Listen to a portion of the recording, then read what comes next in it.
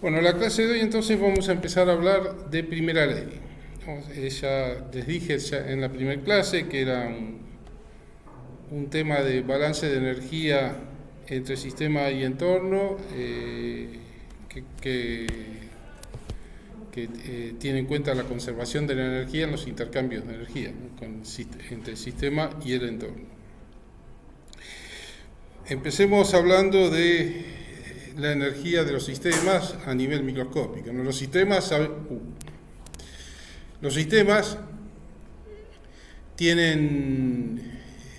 están compuestos por moléculas y las moléculas se mueven al azar, en direcciones al azar, las de un gas, bueno, todas se mueven, las de un sólido vibran y las de un líquido vibran y rotan, pero todas se mueven, todas tienen energía cinética. Y también tienen energía potencial porque hay interacciones moleculares que regulan eso. Energía potencial significa que puede transformarse en energía cinética mediante el gradiente de un potencial que genera fuerza sobre las partículas. Entonces, todas tienen energía cinética y energía potencial.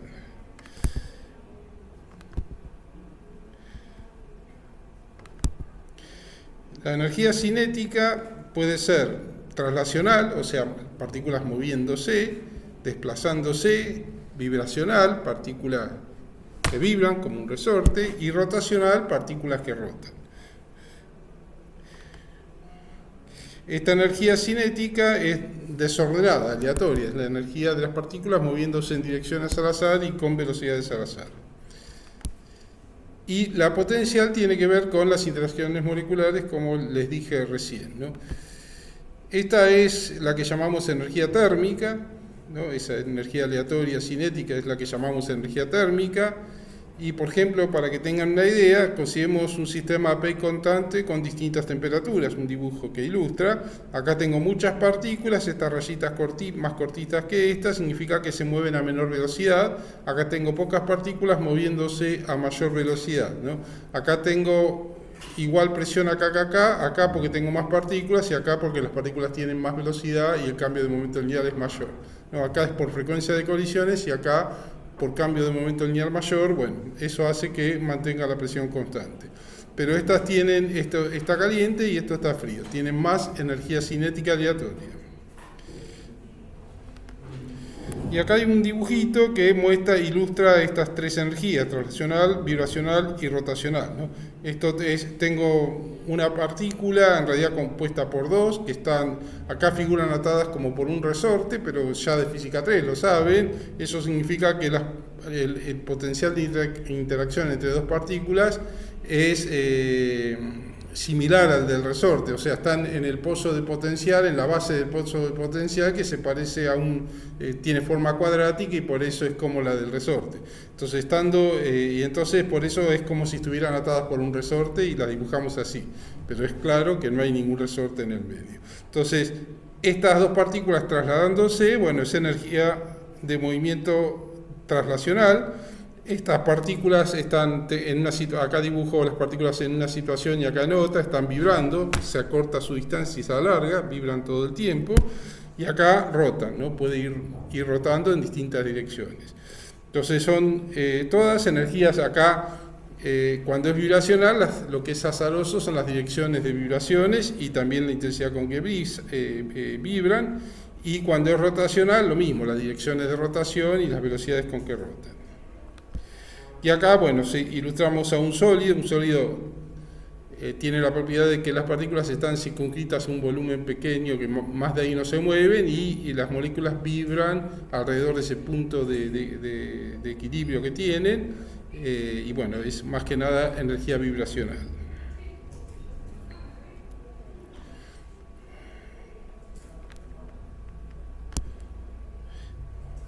La energía potencial es una energía que es guardada en los enlaces moleculares, por eso decimos que es una energía ordenada, ¿no? Está guardada, si es liberada, bueno, se ejerce una fuerza sobre las partículas que le da una velocidad a las partículas en una dada dirección, por eso decimos que es una energía ordenada, ¿no?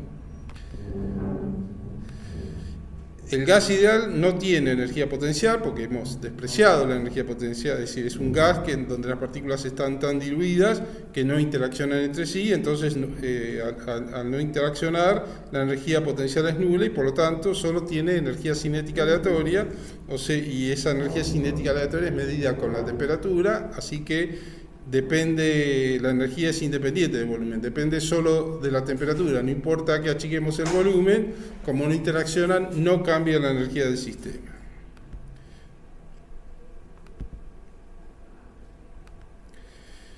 Para presiones o densidades mayores, sabemos que las partículas se van acercando entre sí y entonces ahí ya se transforma el gas ideal en un gas real, o sea, en el que las interacciones pesan, tienen un efecto, menor que el de la energía térmica, pero tienen un efecto, y entonces ya la energía de las partículas empieza a depender del volumen también, o sea, la energía potencial es relevante y entonces en el gas real la energía depende tanto del volumen como de la temperatura, aunque de volumen en un gas depende poco, ¿no? Mucho más es en un líquido, en un sólido, ahí pesa fuerte la dependencia con el volumen.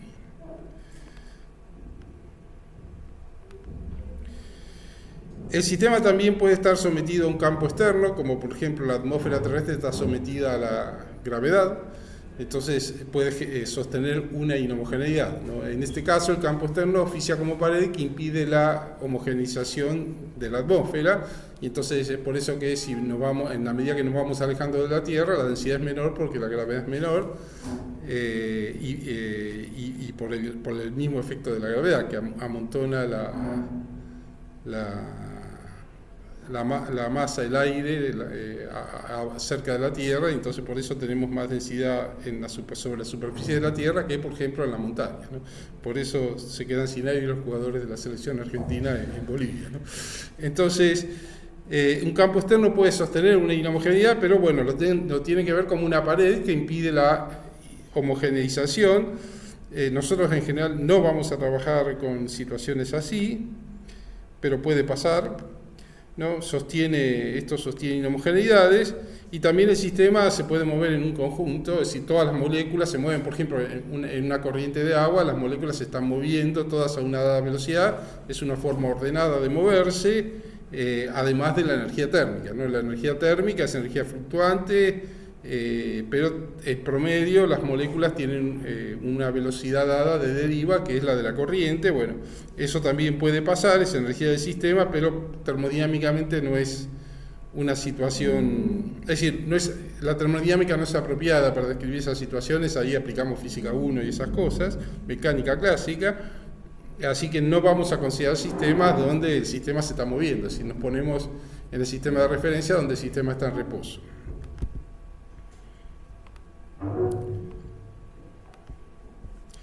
Entonces, esto es energía cinética ordenada, y bueno, entonces consideramos por ahora sistemas en reposo y en ausencia de campo externo, salvo que alguna vez diga lo contrario, nos quedamos en eso.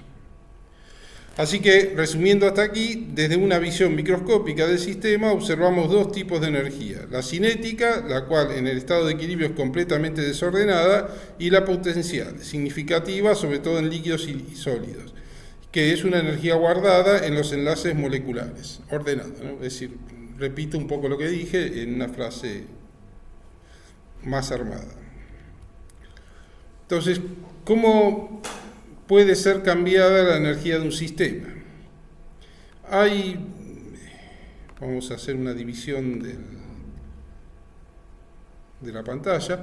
Hay dos formas, hay una clasificación general de dos formas, una que dice que la energía puede ser cambiada de una forma desordenada, ¿no? Cuando la energía que fluye es energía térmica, porque eso es desordenada, porque es energía desordenada que se transporta de un lado del entorno al sistema o viceversa, de una parte del sistema a otro. Entonces es una forma desordenada de intercambiar energía, ¿no? Esto es impulsado, se impulsa un flujo de energía térmica, y bueno, eso sabemos que es impulsado por una diferencia de temperatura, y bueno, eso es una forma desordenada de intercambiar energía interna entre sistema y entorno o entre distintas partes del sistema. y la otra es ordenada. La forma ordenada siempre lo que hace es impulsar las características direccionales del movimiento, o sea, empuja a las partículas a moverse en una determinada dirección, ¿no? Por ejemplo, el caso típico o el ejemplo típico de termodinámica es cuando impulsamos flujos a través de diferencias de presiones. Entonces, si yo estoy comprimiendo el gas, con el pistón estoy empujando las moléculas en una dirección y las fuerzo a moverse en esa dirección, ¿no? Después, finalmente, cuando espero que el sistema llegue al equilibrio, esa energía cinética que le di en particular a las partículas ordenadas se desordena, es decir, colisiona con las paredes del recipiente y termina desordenándose. Las moléculas colisionan con las paredes. Entonces, pero no es el único ejemplo. Si tengo una diferencia de potencial y las partículas están cargadas, también, es decir, puedo transferir energía. El campo ahí es el potencial, la inhomogeneidad del campo es la diferencia de potencial eléctrico y eso impulsa movimiento de partículas y bueno, estoy entregando al sistema energía de manera ordenada, impulsando o haciendo acrecentar las características direccionales del movimiento. Sí. No me quedó muy bien claro la diferencia, porque la energía térmica en sí no es tipo la energía cinética de la densidad de energía cinética de las moléculas. Es la energía cinética de las moléculas desordenada, es decir, las moléculas se mueven en direcciones al azar y en velocidades al azar, y entonces es energía desordenada que se transfiere de una parte a otra del sistema. Y en el otro caso, cuando empujo, por ejemplo, con un pistón las moléculas, las empujo en una dada dirección a las partículas e impulso la direccionalidad del movimiento, ordeno un poco el movimiento. Entonces, por eso digo que es ordenado. ¿Sí? ¿Está bien? Bueno, acá tengo una ilustración de una situación que engloba demasiadas cosas, pero en principio lo que tengo es: saco gas por la hornalla. En el gas hay almacenado energía potencial en los enlaces moleculares, es energía química, que si prende un fósforo se libera esa energía química, como que bajo la pared que la retiene, y se transforma en energía térmica del gas, ¿no? Es decir, el aire o lo que queda, la llama, es energía de moléculas moviéndose en direcciones al azar. Esa energía térmica calienta, se transfiere a la base de la olla, y entre la base de la olla y la superficie esta externa hay una diferencia de temperatura, porque esta se calienta y esta está fría, y eso dispara un flujo de calor, como el que les explicó Lautaro la otra vez, que es lineal con la temperatura. Bueno, eso es conducción, ¿no? Es una forma de conducción donde se transfiere energía térmica, pero también puede haber convección, porque las partes calientes, por estar calientes, ocupan más volumen, se van para arriba, las partes frías vienen para abajo porque son más pesadas, y así se generan rollos de convección que se mueve de manera ordenada el líquido. Y bueno, eso también es una forma de transferir energía térmica. Y además también sucede, como para decir, como elevo la temperatura de todo esto, bueno, ya van a ver en física 5 que un cuerpo que tiene una dada temperatura radia, ¿no? Genera radiación, bueno, se puede caracterizar esa radiación como dependiente de la temperatura, así en qué frecuencia radia de acuerdo a la temperatura que tiene el cuerpo. Bueno, hay radiación. Y es una transferencia, bueno, esa radiación es decir, surge de la energía térmica directamente, del movimiento térmico. Entonces, nosotros más bien nos vamos a concentrar en la conducción, es decir, lo que llamamos calor, que es la transferencia que es proporcional al delta T, que es linealmente proporcional al delta T. Así que el tema es que hay un delta T que impulsa esa transferencia de energía, y el calor es proporcional a ese delta T.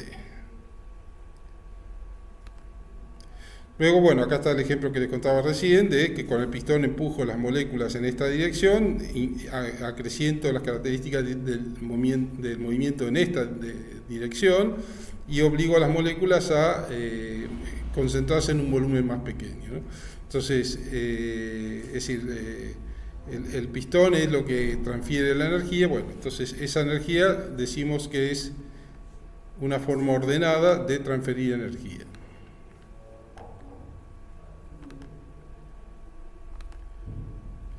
En este caso es impulsada por una diferencia de presión, esa forma ordenada de tener energía, pero bueno, podría ser otra cosa, ¿no? Ahí vamos a ver otros ejemplos más adelante. Por ahora el ejemplo típico va a ser el de diferencia de presión. Bueno, a esta forma ordenada, a esta le llamamos calor, la forma desordenada. A la forma ordenada, no necesariamente impulsada por la presión, puede ser por la presión, una diferencia de potencial, puede ser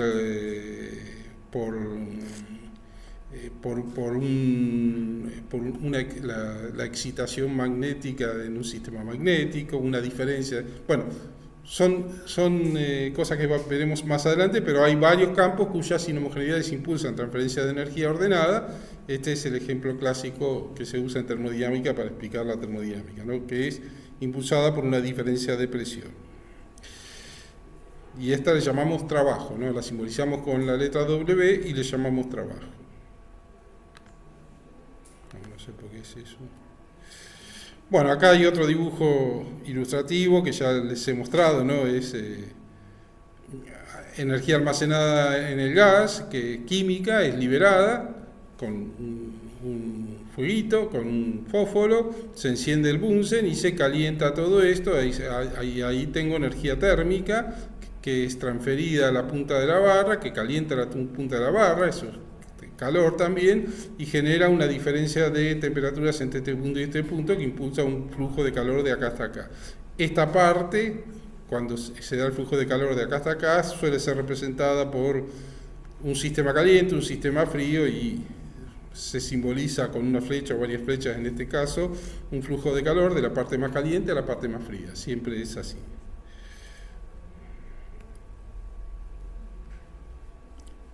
Entonces acá hay dibujos que ilustran varias situaciones. Acá se transfiere desde la llama al sistema calor a través de una diferencia de temperatura. La llama tiene una temperatura y esto otra. Ese delta T impulsa el flujo de calor hacia el sistema. Transferencia de energía térmica de acá hasta acá. Acá estoy agitando con una paleta el líquido, si estoy impulsando otra vez las características direccionales del movimiento, y esto acá estoy haciendo trabajo, ¿no? Trabajo mecánico. Después, en este caso hay varias situaciones. Por un lado, tengo una resistencia acá sometida a una diferencia de potencial, lo cual hace trabajo sobre la resistencia, y ese trabajo, por efecto Joule, calienta la resistencia. Y entonces, una vez que la resistencia se calienta, ni bien se eleva su temperatura por encima de la de esto, que podría ser un líquido, se dispara una transferencia de calor desde la resistencia a este líquido, ¿sí? Entonces es trabajo para calentar la resistencia, y una vez que tengo caliente la resistencia, hay una transferencia de calor de la resistencia al sistema. Bueno, hay un experimento que muestra que el calor es una forma de transferencia de energía, pero esto, yo les empecé la materia prácticamente diciéndoles eso, pero en su momento esto no se sabía. Es decir, lo que se sabía en su momento es que los sistemas, cuando poníamos un sistema a una temperatura en contacto con una temperatura diferente, se disparaba un flujo de algo que no sabían qué era, que hacía que el sistema más frío se calentara, y si más o menos eran parecidos los sistemas, el más caliente se enfría y el más frío se calienta, pero si el sistema más caliente es enorme, digamos, entonces prácticamente no varía la temperatura del sistema más caliente, y el sistema más frío se se calienta, y entonces decían que hay algo que lo calienta, hay algo que eleva su temperatura, y ese algo le llamaron calor. No sabían lo que era, pero sabía que era impulsado por una diferencia de temperatura. Entonces, lo que hicieron es definir una manera de medir el calor, y como lo que se veía como fenómeno era que el cuerpo se calentaba, debido a ese flujo de calor que no sabían qué era, entonces decían, bueno, midamos el calor midiendo diferencias de temperatura, ¿no? Las diferencias de temperatura que adquirían los cuerpos cuando se ponían en contacto con una fuente caliente, con un sistema capaz de proveer calor sin que varíe su temperatura. Entonces, sí sabían que en general para sólidos y gases a altas temperaturas hay una relación lineal entre este calor y la diferencia de temperatura. Bueno, en realidad definieron el calor de esa manera más que nada, pero bueno, después vemos que esto efectivamente es así, pero en ese momento lo definieron. Decimos, bueno, vamos a definir el calor midiendo temperaturas y vamos a definirlo como que el calor, esa cosa que no sabemos qué es una constante por la temperatura. Medimos la temperatura y calculamos el calor multiplicando la constante por la temperatura, y a esa constante le llamaron capacidad calorífica, y vieron que esa constante dependía del proceso. Por ejemplo, si para procesos diferentes era distinto, y dependía de las sustancias, era distinto para cada sustancia. Y lo que hicieron entonces es elegir una sustancia de referencia a partir de la cual empezar a medir calores. Comparando con esa sustancia es que podían medir los calores. O sea, dijeron, vamos a usar como referencia el agua, y decimos que para calentar 1 gramo de agua en 1 grado necesito 1 caloría, con lo cual la constante la constante valdría 1 en ese caso, ¿no? Porque, qué sé yo, si tengo para calentar en 2 grados, me daría 2 la caloría, le pusieron caloría a la unidad para medir el calor, ¿no? Y así siguiendo. Entonces, definieron la caloría de esta manera. En realidad dieron algunos detalles más. El calor necesario para aumentar la temperatura de 1 gramo de agua, aclararon la presión atmosférica, aunque no depende mucho de la presión, no, es lo mismo. En general varía muy poco con la presión. En 1 grado centígrado, desde 14,5 a 15,5 grados, tampoco depende mucho del rango de temperaturas, pero para dejarlo bien claramente definido, hablaron de este rango de temperatura, pero bueno, la constante es siempre la misma, cualquier rango de temperatura que sea, mientras no sean temperaturas demasiado bajas, ¿no? En temperaturas bajas, muy bajas, la cosa cambia. Bueno, entonces, así definieron la caloría, y la constante valía 1 para el agua, ¿no? Entonces, es aumentar la temperatura en 1 grado centígrados. Entonces, para el agua, la constante por unidad de masa vale 1. Entonces, la pregunta es cuánto vale para las otras sustancias. Entonces, hay que medir la constante para las otras sustancias en relación a ese 1, que eso es por definición, no se pone el 1. Y para eso se usa lo que se llaman calorímetros. Los calorímetros son en realidad sistemas adiabáticos, ¿no? Sistemas a los cuales que son impedidos de intercambiar calor con el entorno. Entonces tenemos un sistema adiabático. Supongamos que este es el sistema adiabático, las paredes estas amarillitas o doradas o rojas se ve ahí. Acá veo colores diferentes que el sistema es daltónico. Bueno, entonces estas paredes son adiabáticas y adentro tengo agua, ¿no? Puedo mantener este calorímetro a presión constante o volumen constante. Si a presión constante, si hay un pistón móvil también adiabático, y le pongo una pesa y lo mantengo siempre a la misma fuerza por unidad de área, y con eso lo mantengo a presión constante. O si no, todo paredes rígidas y es a volumen constante. Y inicialmente mido la temperatura del agua a T0, y luego le pongo un cuerpo cuya temperatura medida previamente tiene una temperatura Tc. Entonces ahí hay una inhomogeneidad en la temperatura que impuso un flujo de calor, un flujo de energía térmica para homogeneizar la temperatura, y bueno, finalmente cuando espero que llegue el equilibrio, ambos cuerpos adquieren la misma temperatura, la temperatura se vuelve homogénea, y esa temperatura le llamo Tf, ¿no? Así que el cuerpo sufrió un cambio de temperatura, Tf menos Tc, y el agua un cambio de temperatura, Tf menos Ta, ¿no? Por supuesto, este delta T tiene signo contrario de este, ¿no? Porque el calor, al ser adiabático, el calor que sale de uno va a parar al otro. Sabemos que el calor para el cuerpo es la constante, esta es la constante que se llama capacidad calorífica, que acá minúscula es la capacidad calorífica dividido la masa del cuerpo, y entonces la capacidad calorífica es la masa por esto, digamos, pero todo esto sería la constante que depende de la masa, porque el doble de masa del cuerpo va a absorber el doble calor, es extensivo, por el delta Tc. Y este es el calor en el agua, que es lo mismo, m del agua es todo lo mismo que acá, pero referido al agua, ¿no? Como el sistema es adiabático, bueno, acá tengo, ¿no? Esta CPA vale 1, ¿no? Una caloría por kilogramo por gramo Kelvin, es por la definición de caloría, para el agua es así.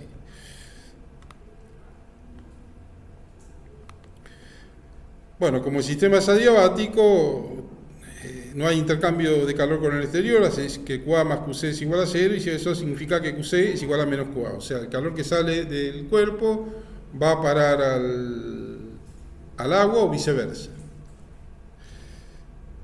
¿No? Esto me está diciendo que estas dos delta T son de signo contrario.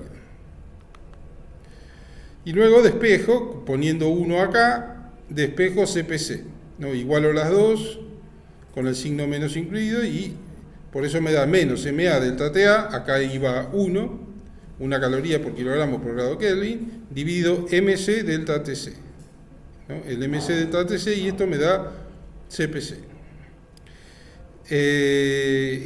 La constante por unidad de masa para el cuerpo.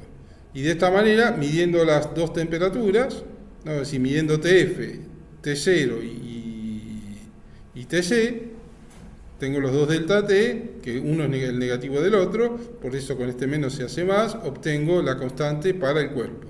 Y una vez que sé la constante para el cuerpo, lo único que tengo que hacer es medir el delta Tc. Cada vez que quiero medir cuánto calor entró o salió del cuerpo, tengo que medir el delta Tc, y eso me va a dar el calor usando esta fórmula, multiplicando la masa del cuerpo por el calor específico, ¿no? Que esto es una propiedad de la sustancia y la capacidad calorífica del cuerpo, porque incluye la masa. Y así tengo la constante para la sustancia. Ya no tengo que usar más el calorímetro, simplemente mido delta T y lo multiplico por el calor específico de la masa, y ya tengo el calor que entra o sale del cuerpo, en calorías, ¿no? Y esto lo hago para una serie de sustancias, para muchas sustancias, y bueno, hay tablas donde están tabulados estos valores, estos calores específicos para las distintas sustancias, y a partir de ahí ya puedo calcular el calor que entró, sin saber lo que es. No sé lo que es, sé que es algo.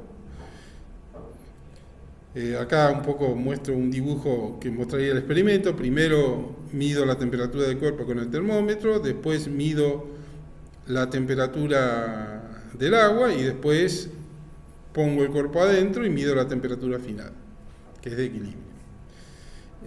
Una cosa es, yo acá les dije que la presión o el volumen es constante, y bueno, las constantes estas, acá puse CP porque consideré presión constante, pero si fuera volumen constante tengo que aclarar que el volumen es constante, porque las constantes son distintas si es a presión constante o a volumen constante, ¿no? Es una cosa que depende del proceso. Para cada tipo de proceso tendré una constante diferente y tendré una cantidad de calor diferente para variar la temperatura, ¿no? Bueno, entonces luego vamos al tema de Joule y de la naturaleza del calor. Es decir, Joule sospechaba que el calor en realidad era una forma de transferencia de energía, es decir, asociaba al sistema una variable de estado, que era la energía del sistema, que la podemos simbolizar con la letra U, y llamarla energía interna del sistema para poner un nombre. Él sospechaba que había una función o variable de estado. U es lo mismo, depende del rol, es lo de función y variable de estado. Y entonces él decía que, bueno, sospechaba que esa cantidad de energía podía ser cambiada por trabajo o por calor, y el calor era una forma de transferencia de energía, pero bueno, no sabía cuánto valía una caloría en Joule, por ejemplo, ¿no? No sabía si realmente era así, y para eso armó un experimento. Para probar eso armó un experimento, ¿no? Entonces, esto es lo que sospechaba Joule, y entonces él dijo, bueno, si yo tengo dos estados, estado 1 y 2, ¿no? Y provoco un cambio, es decir, que se diferencian por la temperatura, es decir, un sistema con un estado tiene la diferencia es que uno tiene una temperatura y el otro otra temperatura. Entonces, Si yo paso de ese estado primero al segundo, el Joule decía, bueno, yo puedo hacer eso haciendo trabajo y también haciendo calor, ¿no? Si lo puedo hacer, se supone que la cantidad de energía interna variaría de la misma manera, y entonces esa cantidad de calor sería igual al trabajo que hice, porque como U es una función de estado, el delta U es el mismo, ya sea que provoqué el cambio de estado transfiriendo trabajo o transfiriendo calor, ¿no? Entonces, uno puede mantener M y P o B constante, cualquiera de los dos, y variar la temperatura. Entonces, los dos estados tienen una M, una P dada, y tienen una temperatura T inicial y una temperatura T final, ¿no? Esos son los dos estados, se diferencian por la temperatura. O puede ser una M, una B y diferentes temperaturas. Después la otra variable, en el primer caso el volumen o en el segundo caso la presión, queda determinada por una ecuación de estado como la ley de gases ideales o la de Van der Waals, depende de qué esté hablando, ¿no? Entonces, en realidad, esta cosa ya ni siquiera falsa es. Se hacía simplemente ponemos para aumentar la temperatura transfiriendo calor, ponemos el sistema en contacto diatérmico con la fuente a la temperatura final, estando en la temperatura inicial la ponemos a la temperatura final y ya sabemos el calor que le transferimos, ¿no?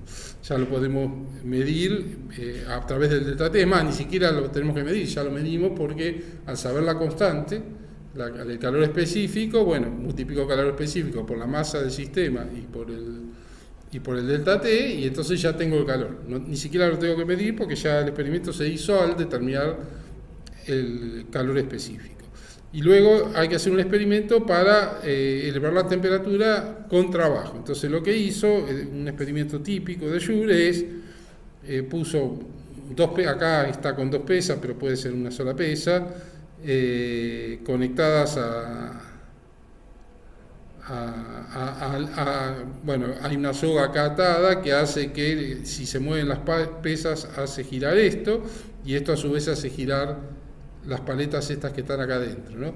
Entonces, en la medida que hay un diferencio en el peso de estas dos pesas, y entonces cuando yo largo todo, las pesas, por la aceleración de la gravedad, las pesas empiezan a moverse, y en la medida que se van moviendo,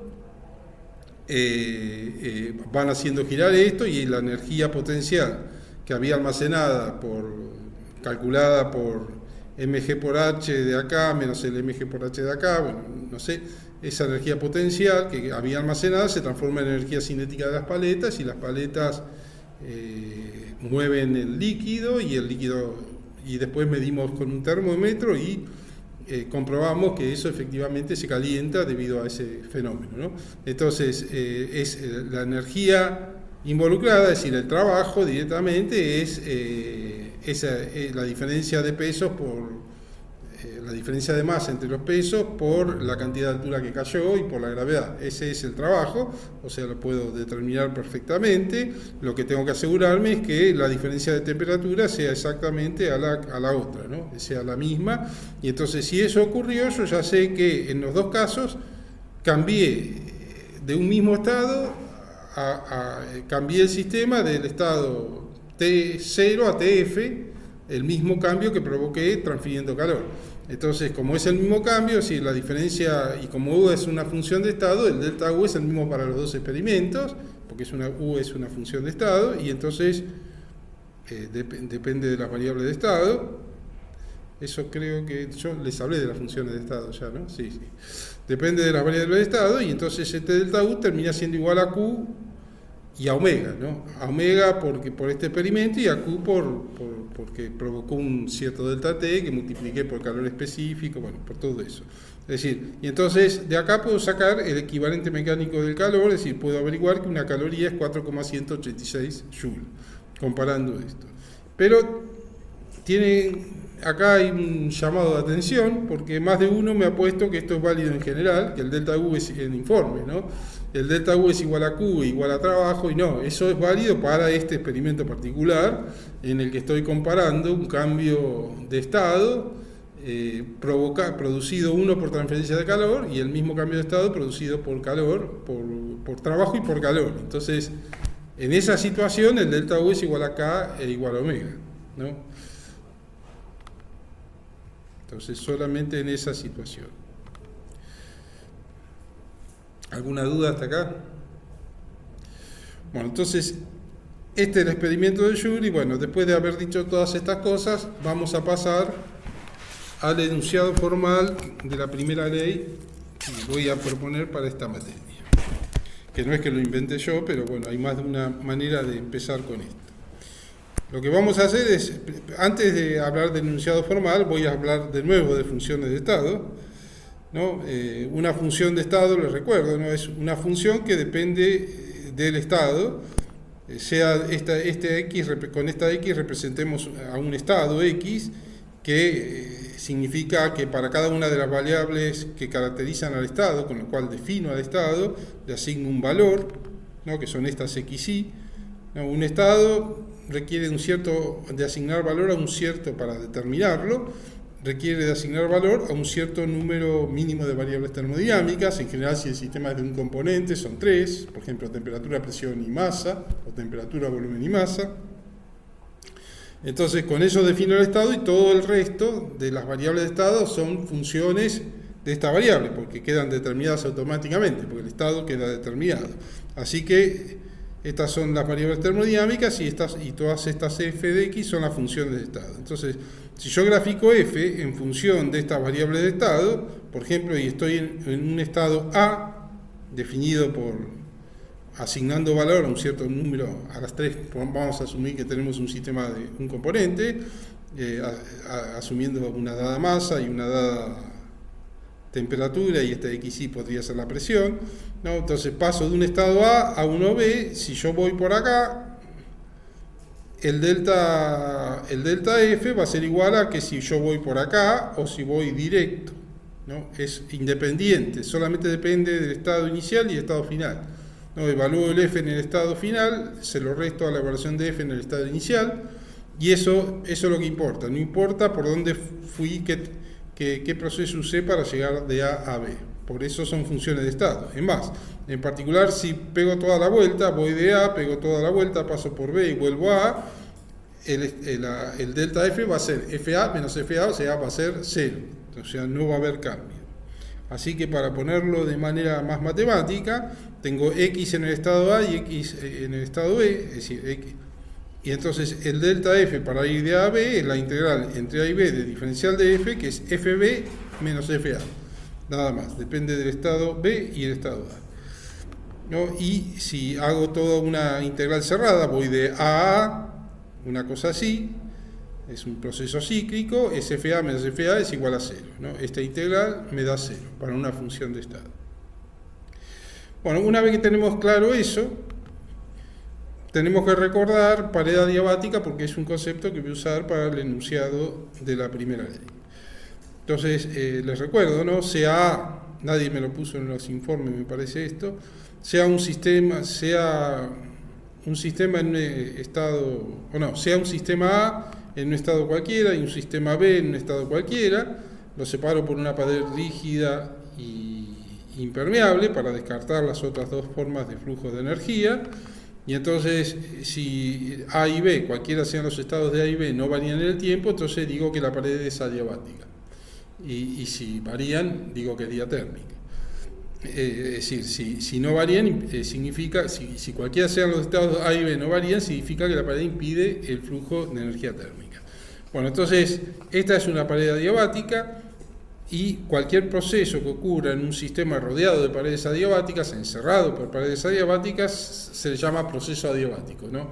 No hay un intercambio de calor entre el proceso y el entorno, porque está impedido por las paredes que lo limitan.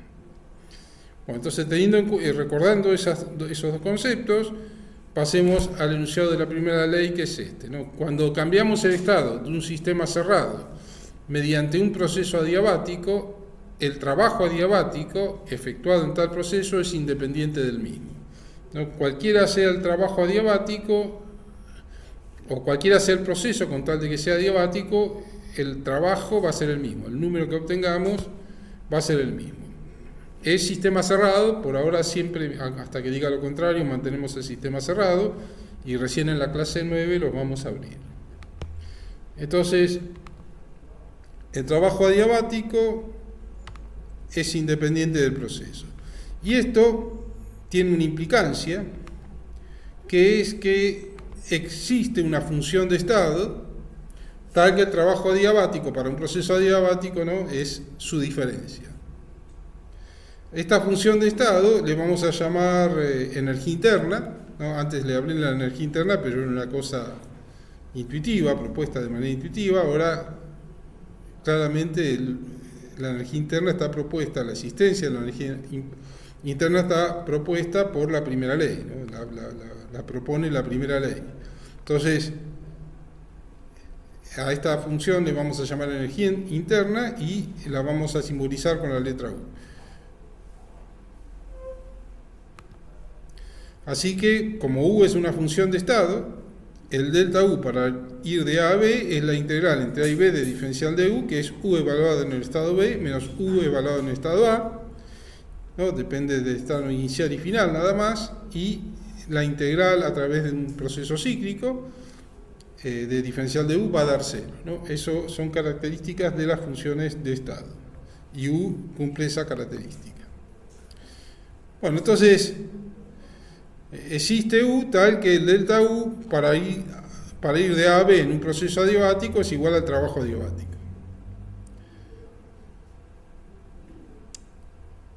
Y si existe esto, también existe delta U para un proceso cualquiera no adiabático, también existe delta U para ir de A a B, porque sabemos que existe, menos el trabajo involucrado en ese proceso. Existe esta diferencia. Y a esta diferencia es lo que vamos a definir como calor. Nosotros ya antes hicimos una definición de calor, ahora lo hacemos de manera más formal, también por descarte, ¿no? Es decir, definimos lo que no es trabajo es calor, ¿no?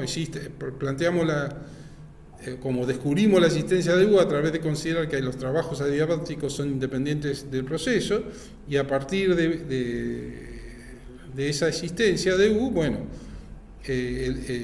a delta U le restamos el trabajo, y entonces lo que no es trabajo es calor. Por descarte, entonces, definimos el calor.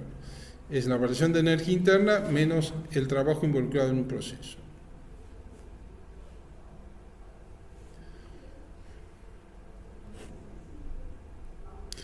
Una cosa que quisiera aclararles es que esto no significa que yo pueda vincular cualquiera de dos estados A y B a través de un trabajo adiabático. Es decir, no existe un proceso adiabático para vincular cualquiera de dos estados. Es decir, si estos dos estados tienen un grado de desorden diferente, no los puedo vincular. Si tienen el mismo grado de desorden, entonces sí los puedo vincular, pero si no, no. Por ahora les hablo de desorden, después les voy a hablar de otra variable termodinámica.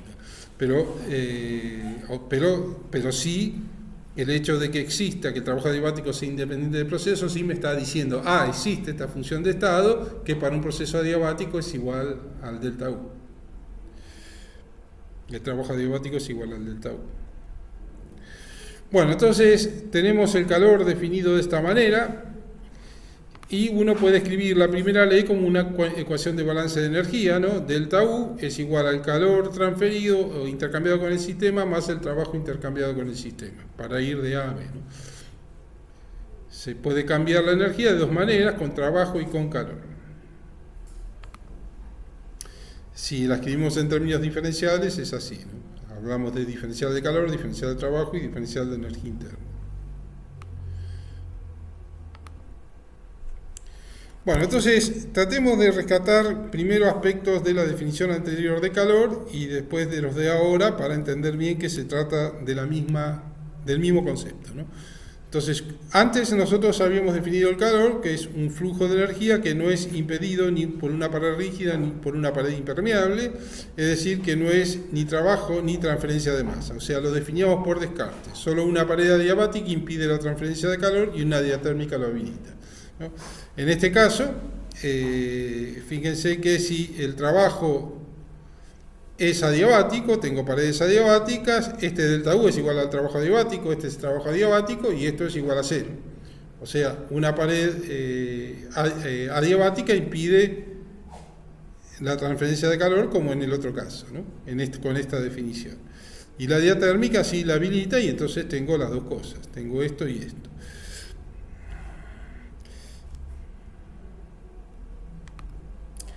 Luego definimos el equilibrio térmico como un estado tal que aunque el flujo de calor no está impedido por la pared adiabática alguna, este no se produce, no hay transferencia de calor. O sea, claramente para que haya flujo de calor tiene que haber una diferencia de temperatura, porque si no el sistema está en equilibrio térmico y el calor no es impulsado, ¿no? Eso es por la definición misma de pared, es decir, sin importar si pongo una pared adiabática o diatérmica, si el calor no fluye es porque el campo es igual en las dos partes del sistema. El delta T es igual a 0 porque ese es el campo que es uniforme cuando el sistema está en equilibrio térmico. Y luego definimos T como el campo que caracteriza el equilibrio térmico, tal que T es igual en todas partes del sistema cuando este está en equilibrio térmico, ¿no? Eso es lo que hicimos en definiciones que hicimos en la clase 1, ¿no? Definimos el equilibrio térmico como un estado tal que sin importar si la pared es adiabática o diatérmica, el calor no fluye, por más que no esté impedido, no fluye. Y luego la temperatura es el campo tal que es homogéneo en todas partes del sistema cuando el sistema está en equilibrio térmico y por lo tanto necesitamos un delta T para impulsar el flujo de calor, ¿no? Todo eso son cosas de la clase 1. ¿No? De lo último entonces se infiere que el flujo de calor solo es impulsado por un delta T. Bueno, en esta clase lo que tenemos es, puesto que Q es igual a esto, si el trabajo es cualquiera, no es adiabático, si el trabajo cualquiera es adiabático, entonces por la primera ley independiente del proceso, ya lo dije hace un rato, puesto que el delta U es igual al trabajo adiabático, esto implica que el calor transferido es 0. O sea, cuando el trabajo sea adiabático, cuando el calor es impedido de fluir por la pared diatérmica, por la pared adiabática, en el otro caso, el calor es igual a 0 y acá también, para trabajo adiabático es igual a 0, con esta definición. Para ambas definiciones, el Q puede fluir solo si la pared es diatérmica. Por otro lado, para ambas definiciones, Q no es ni trabajo ni transferencia de masa, o sea, se define por descarte en ambas definiciones de calor.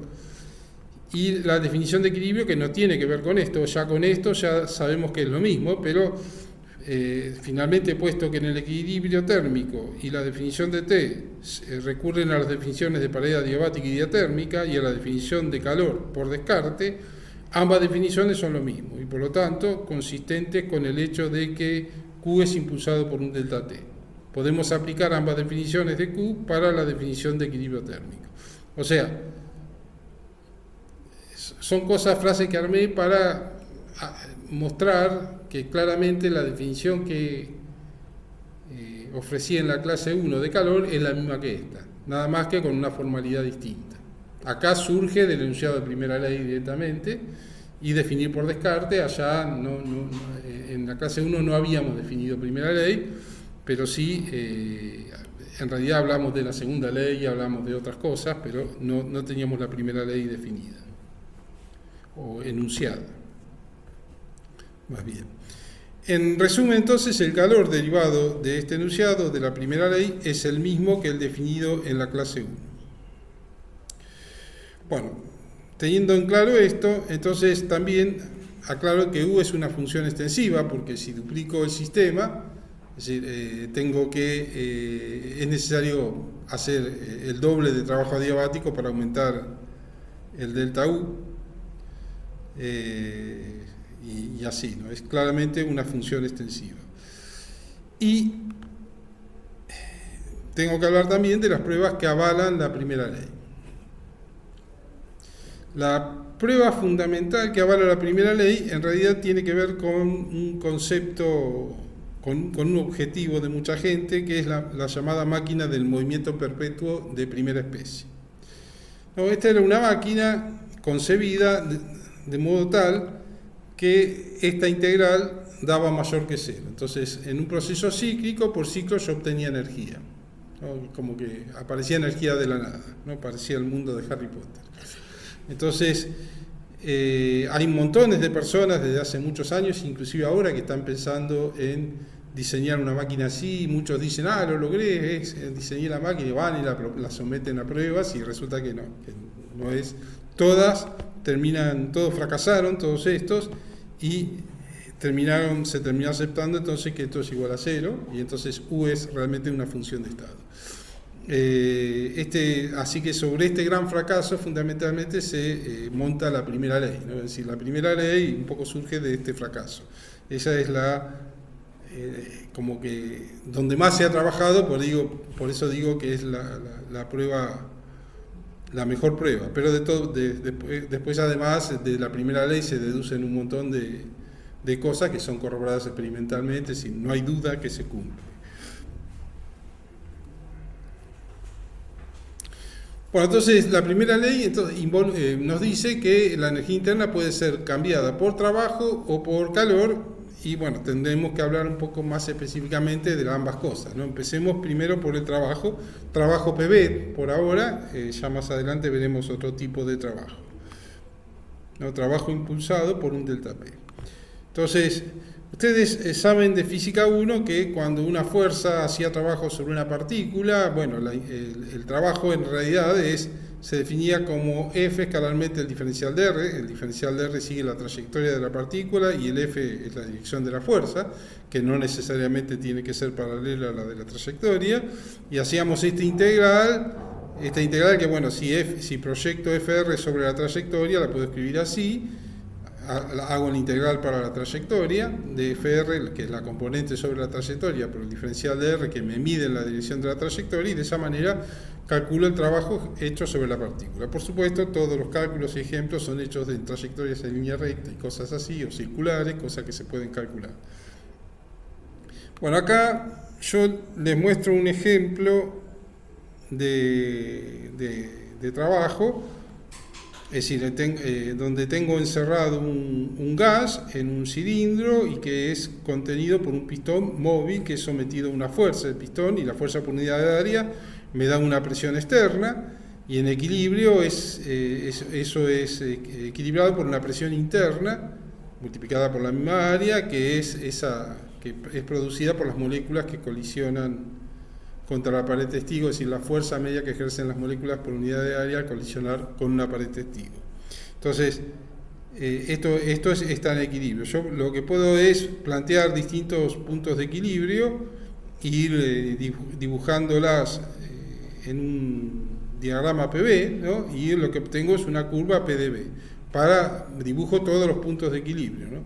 Y ahí tengo la curva punto PdV. Y después, para considerar un proceso que más o menos siga la curva, lo que hago es ir provocando diferenciales de presión para impulsar el proceso, como hacer una suma de microprocesos que duran un cierto delta T, espero que el sistema llegue al equilibrio, y luego impulso un proceso elevando un poquito más la presión, y así voy impulsando un proceso suficientemente lento, que puede ser de compresión o expansión. Acá la flecha indica una expansión, o sea, voy disminuyendo la presión externa levemente y entonces provoco una microexpansión, y así siguiendo. Y entonces siempre acá tengo puntos de equilibrio graficados, y entre puntos de equilibrio ocurre el microproceso. Entonces tengo una sucesión temporal discreta de delta P que se va sucediendo con una determinada velocidad en delta T de tiempos, que son largos, cosa que el sistema siempre llega al equilibrio entre punto y punto. Y bueno, en esos delta T, es decir, lo que voy haciendo es impulsando el pistón, lo voy, es decir, al generar una pequeña diferencia de presión acá, el pistón se empieza a mover para afuera, se adquiere una cierta energía cinética, empujado por el gas o por la fuerza, que es el balance entre la que ejerce el gas y la presión externa. Entonces hace recorrer al pistón un delta X, ¿no? Ese delta X multiplicado por la fuerza es lo que me va a dar el trabajo que se está haciendo sobre el pistón, que a su vez después es entregado en una expansión al entorno, o si es por el entorno al sistema, es entregado al sistema, Así que, y asociado a ese delta X, el sistema varía en el volumen A por delta X, ¿no? Ya sea que se reduzca o depende del signo de delta X, se reduce el volumen o aumenta, pero bueno, este es el cambio de volumen cada vez que el pistón recorre una distancia delta X. ¿No? Si delta B es menor que 0, ¿no? Es decir, cuando estoy apretando al sistema, estoy ejerciendo una fuerza sobre el sistema, ¿no? El delta de fuerza es A por delta B mayor que 0, en ese lo considero mayor que 0, estoy ejerciendo una fuerza sobre el sistema. En este caso la presión externa es mayor que la interna, levemente mayor que la interna, y entonces, ¿no? Estoy considerando esto. Y lo que está pasando ahí es que la energía interna del sistema está aumentando, porque estoy empujando a las moléculas del sistema, estoy dándole velocidad con el pistón en una dada dirección a las moléculas del sistema, entonces le estoy entregando energía al sistema. Luego viceversa, si el delta P cambia de signo, el delta B es mayor que 0 y es el sistema que está empujando a las moléculas del entorno y está entregando energía al entorno, está perdiendo energía al sistema y el delta U es negativo en ese caso. Así, yo puedo definir el trabajo como para que sea positivo cuando entra energía al sistema, por eso le pongo el signo menos, como la integral entre BA y BB de P por A por diferencial de X. Es esta misma definición, ¿no? Porque P por A me da la fuerza en la dirección de movimiento y diferencial de X es la trayectoria del movimiento, que es la del pistón. Entonces, finalmente A por diferencial de X es el diferencial de volumen y entonces ahora expreso el trabajo en términos de variables del sistema, que es el volumen y la presión. Entonces el trabajo es menos la integral entre BA y BB de P diferencial de B, ¿no? De esta manera este trabajo me va a dar positivo cuando se comprime al sistema, se entrega energía al sistema, y negativo cuando el sistema se expande, o sea, el sistema entrega energía al entorno.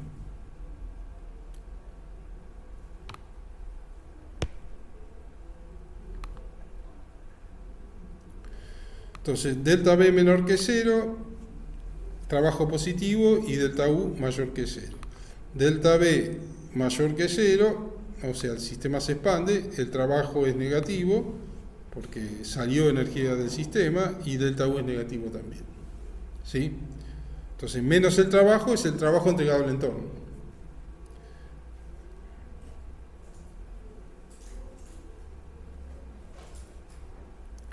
Bueno, una cosa que vemos acá, lo vemos acá mismo, por esta expresión, el trabajo es el área negativa bajo esta curva, o sea, si hacemos la integral de esta curva, que es un P de B en B, lo que obtenemos es el área de esta curva, precedida por el signo menos. Bueno, significa que el área negativa de esta curva es el trabajo, ¿no? Y si yo fuera por otra trayectoria, si seguiría una trayectoria así, o así, o así, no sé, cualquier trayectoria, el área sería diferente. O sea, que para cualquier proceso, para diferentes procesos, en general, el trabajo es diferente, depende del proceso. No es una variable de estado, como en los otros casos. El trabajo es una magnitud física que se puede medir, pero que depende del proceso. En particular, acá ejemplifico un proceso cíclico, vamos del estado 1 al 2, del 2 al 3, del 3 al 4 y volvemos al 1. Si hacemos la integral para todo este proceso, no me da 0, me da el área encerrada en esta curva, precedida por el signo menos. Ese es el trabajo. O sea, en un ciclo, en un proceso cíclico, el trabajo es distinto de 0. O sea, claramente no es una función de estado, ¿no? Omega es el negativo del área bajo la curva P de B y es en general distinto de 0. No es una función de estado.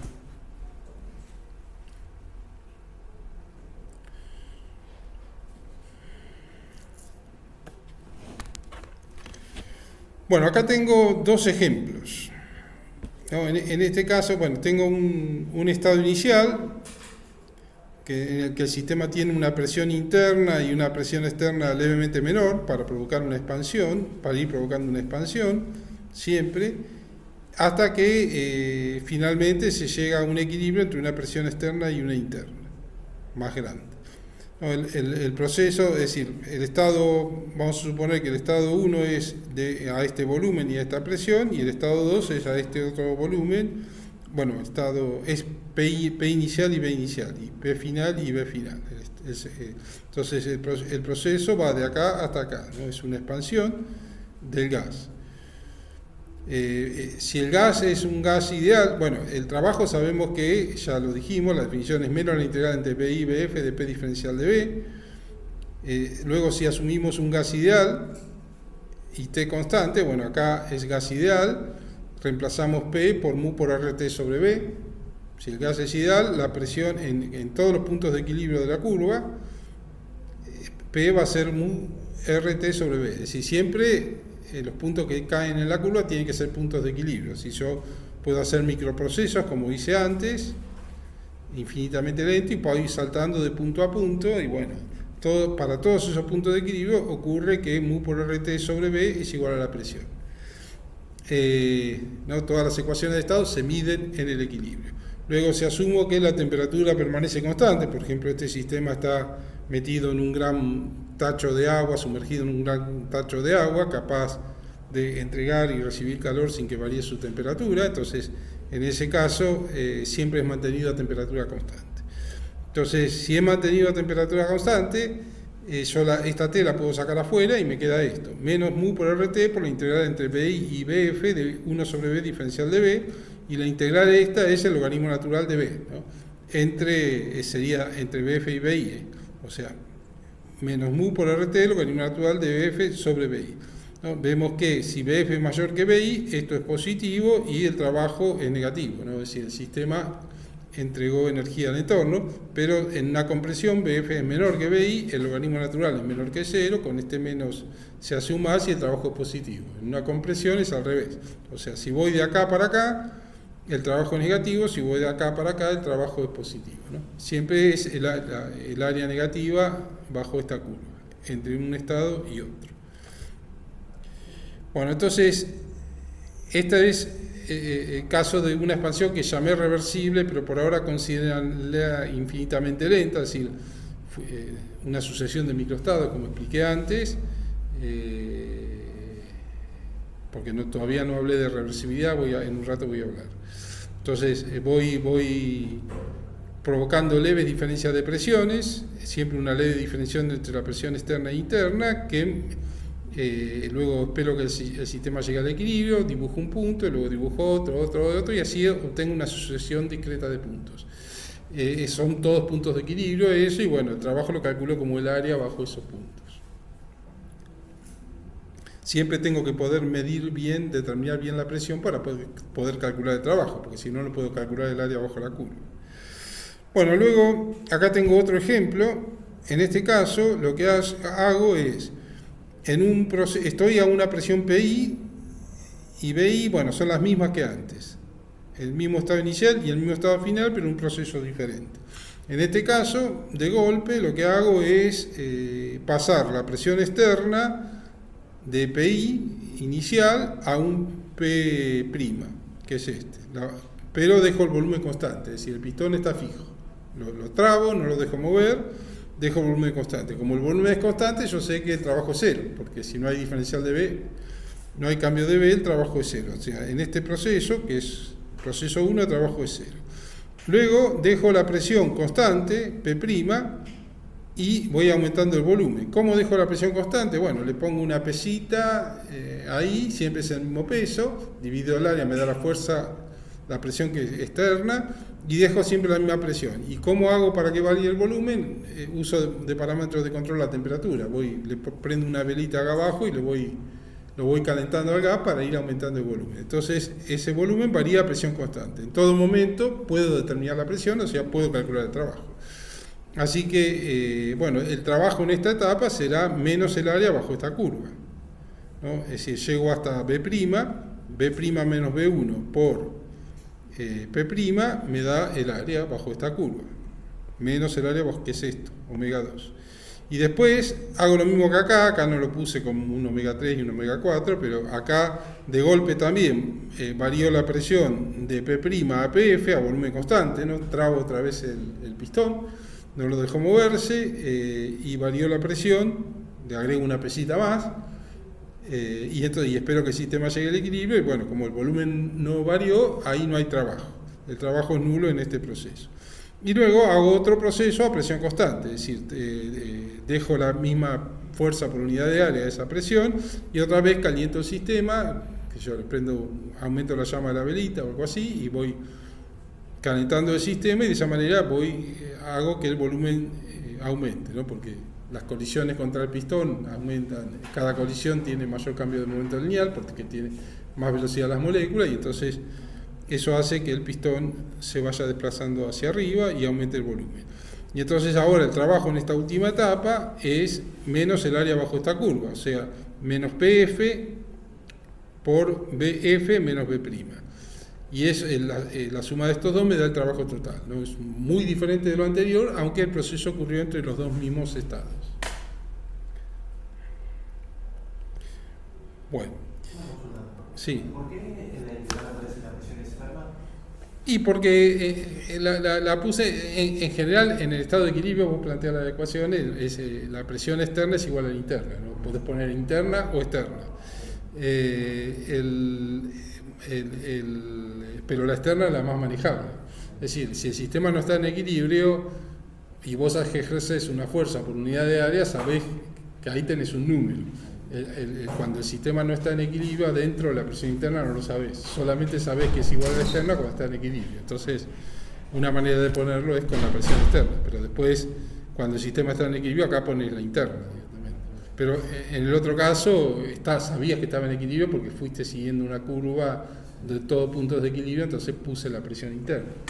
O no puse aclaración, ¿no? Si era interno o externo. ¿Y no es necesariamente constante o sí es constante?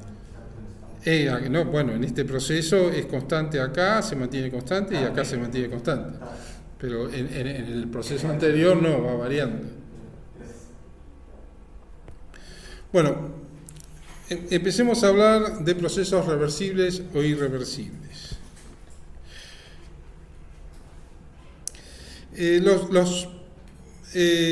Los procesos reversibles son procesos especiales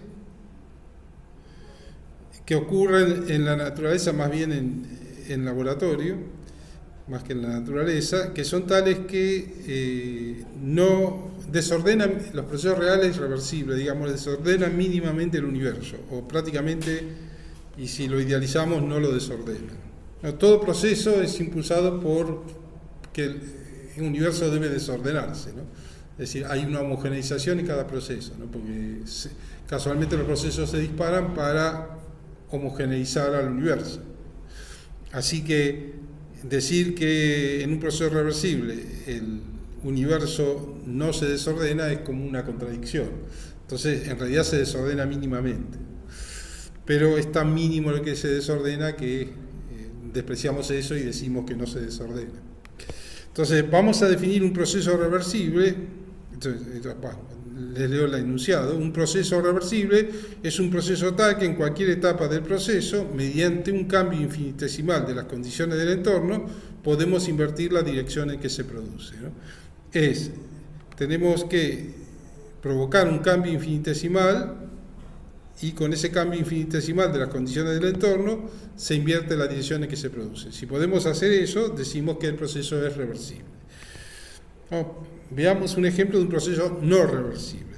Supongamos que nuestro sistema es el resorte y tenemos una balanza y le colocamos de golpe a la balanza un lingote de oro.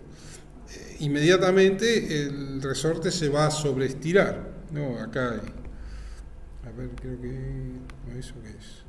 Bueno, sí.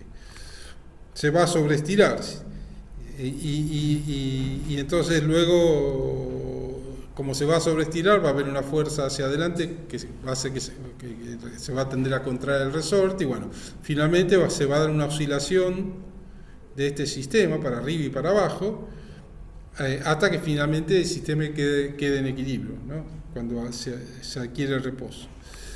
Entonces, en ese proceso, la balanza y el lingote y todo eso agitan las moléculas de aire y mucha energía se transforma en energía térmica del aire, o sea, decimos que se disipa energía. Si cada vez que se homogeneiza el universo, se disipa energía. Es energía que ya nunca más va a poder ser usada para algo útil, ¿no? Para un trabajo ordenado.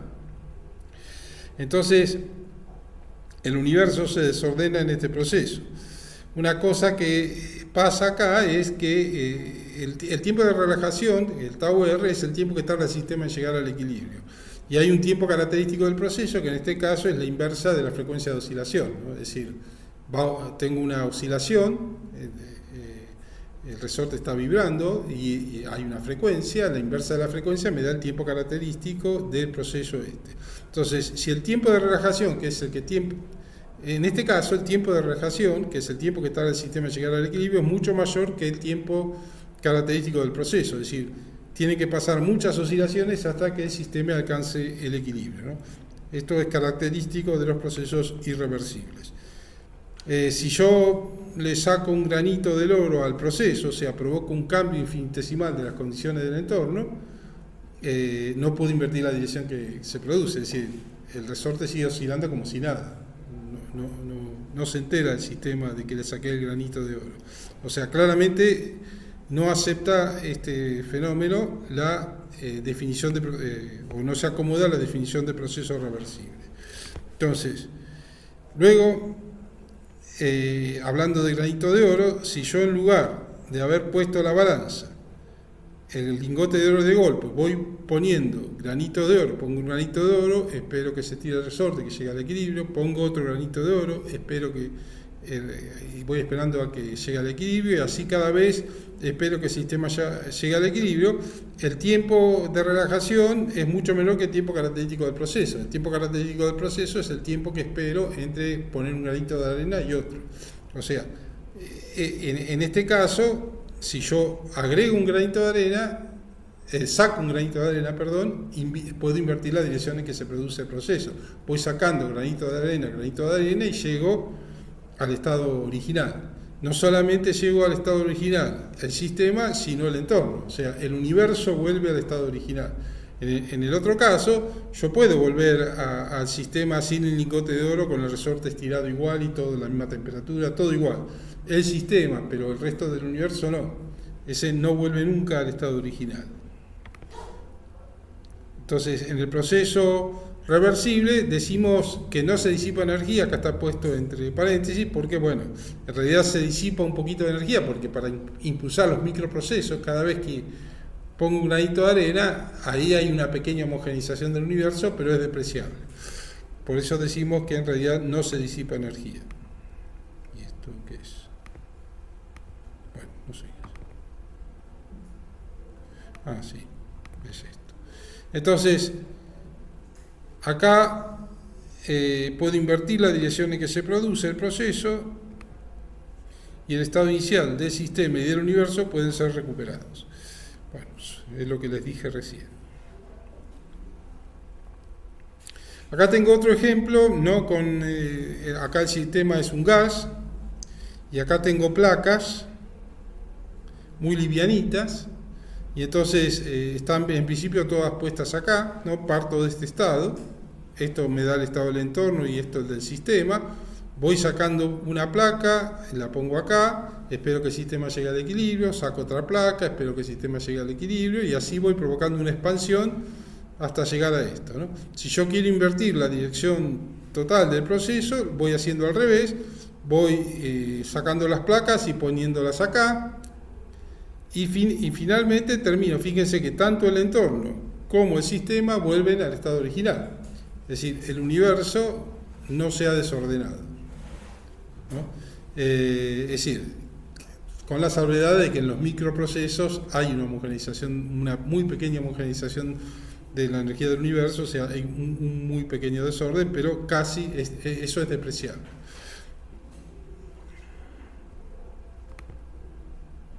Entonces decimos que en este proceso reversible no se disipa energía con esa salvedad que les dije, ¿no?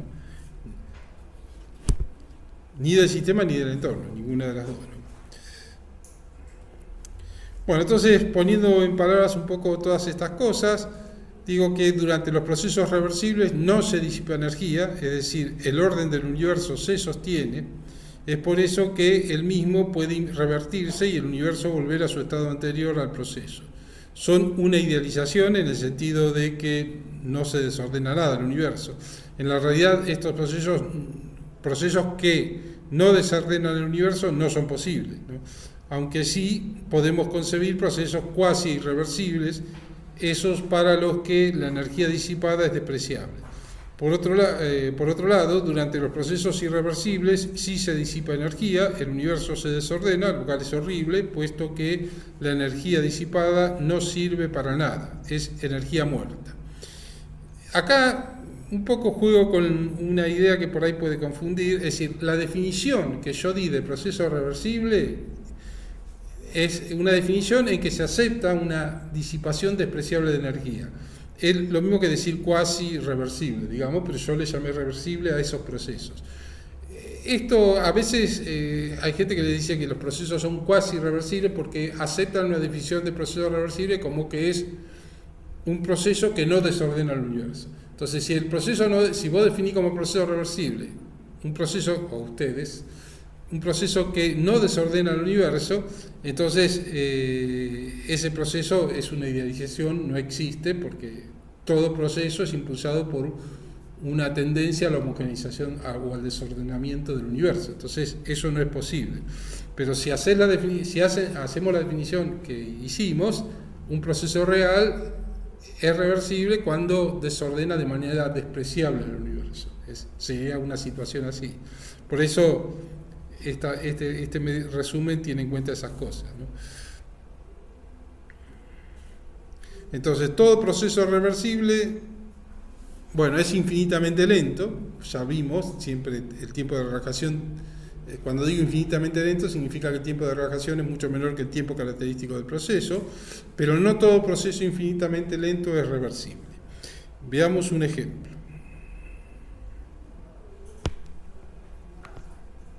Supongamos que tenemos un gas encerrado acá en este cilindro, contenido por una fuerza con este pistón móvil. Bueno, en este caso estoy dibujando la fuerza apuntando para afuera, es decir, hay una leve diferencia, la presión externa es levemente más bajo que la interna, y esto estoy diciendo que tiende a expandirse, pero podemos tener la otra situación contraria, donde la presión externa es levemente mayor que la interna y entonces esto tiende a comprimirse. Y vamos a suponer, como es lo que pasa realmente, que el pistón tiene rozamiento con las paredes, ¿no? Entonces el pistón está apretado contra las paredes para que no se escape el gas, y entonces hay una fuerza de rozamiento que se opone al movimiento durante la expansión y durante la compresión, siempre contraria al movimiento.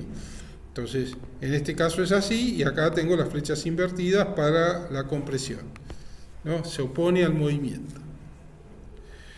Vamos a definir para este análisis un delta P, que es el valor absoluto de la presión externa menos P, y que es mayor que 0 por definición, y por lo tanto en esta situación, como la presión externa, es decir, la fuerza es para arriba, esto es menos A por delta P, ¿no? Presión externa menor que delta P es menos A por delta P, y en este caso la fuerza es A por delta P.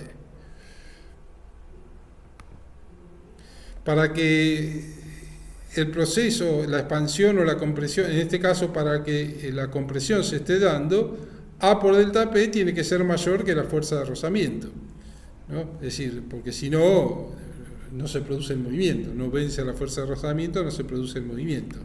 Y en el otro caso, menos A por delta P tiene que ser mayor que menos FR, ¿no? Apunta para el otro lado. Entonces, para invertir la dirección en que se produce, un proceso en general es, si FR es igual a 0, es fácil porque yo tengo que pasar de delta P a menos delta P, y eso lo logro mediante un cambio infinitesimal de las condiciones, si delta P es pequeño, digamos, provocando un delta que es menos 2 delta P, ¿no? De esa manera puedo invertir la dirección en que se produce, ¿no? pongo delta P más el cambio infinitesimal de las condiciones del entorno, que es esto, y acá me queda delta P menos 2 delta P, me queda menos delta P. O sea, efectivamente pasé con este delta a invertir la dirección en que se produce el proceso. Pero si existe la fuerza de rozamiento, si la fuerza de rozamiento es distinto de cero, bueno, este cambio es infinitesimal, está bien. Y entonces vamos a seguir toda la vuelta. El proceso es reversible. Pero si FR es distinto de cero, ya el delta P no puede ser finito, ¿no? Ya sabemos que tiene que cumplirse esto o esto, entonces el delta P ya no es finito.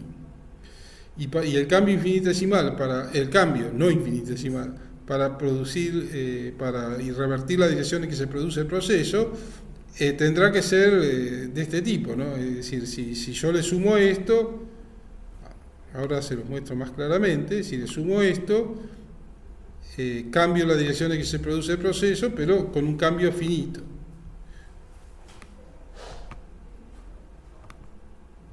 Acá lo dejo más claro, ¿no? Es decir, parto de una situación así, ¿no? Delta P menos FRA, que es esta, le sumo un delta, que es el delta que es este, para cambiar la dirección en que se produce, y al sumarle el delta me da, fíjense que este menos 2 delta P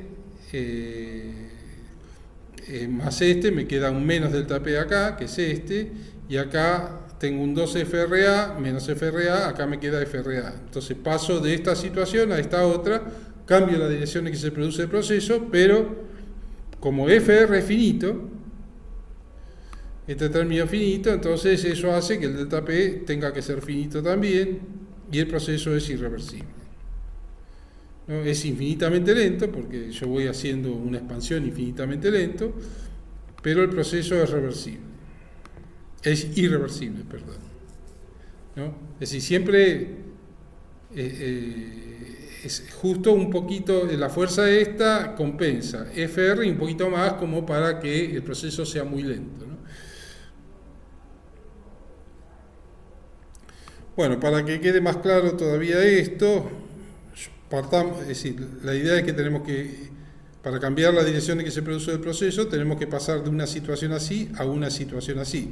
Entonces, estamos en esta situación, A delta P mayor que FR, le agregamos al delta P el delta, cambiamos infinitesimalmente, bueno, no infinitesimalmente, cambiamos las condiciones del entorno para revertir el proceso, le agregamos este delta que es este que está acá, es decir, delta P menos 2 delta P me da menos delta P, y acá le pongo el 2 FR sobre área del delta.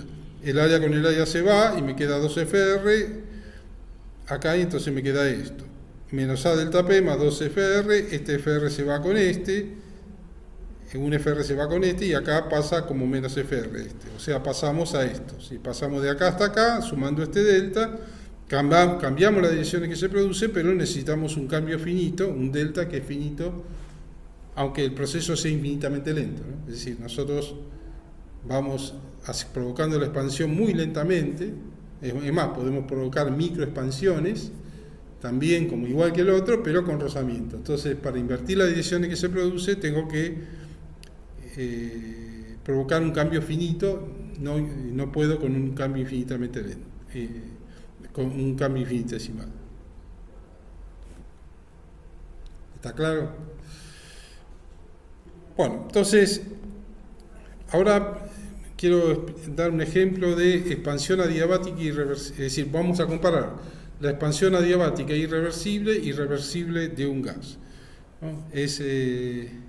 Supongamos que tenemos esta situación, y saco la pesa de golpe, entonces hay un delta P fuerte que aparece directamente entre la presión interna y la externa, que dispara el pistón para arriba y el gas se expande fuertemente.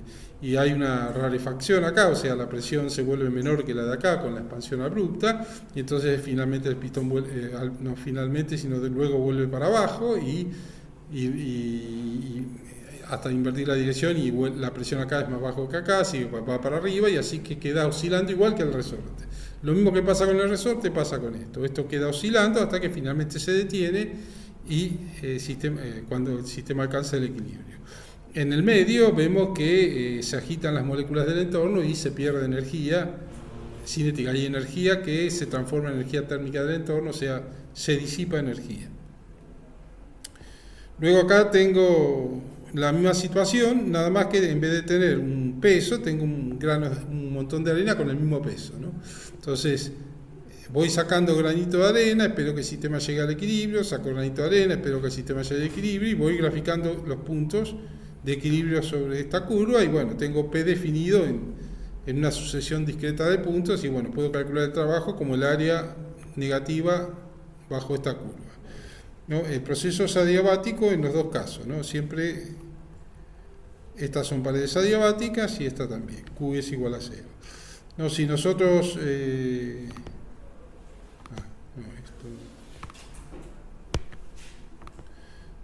en este proceso, el tiempo de relajación es mucho menor que el tiempo característico del proceso, al revés que el otro, que el tiempo de relajación es mucho mayor que el tiempo característico del proceso.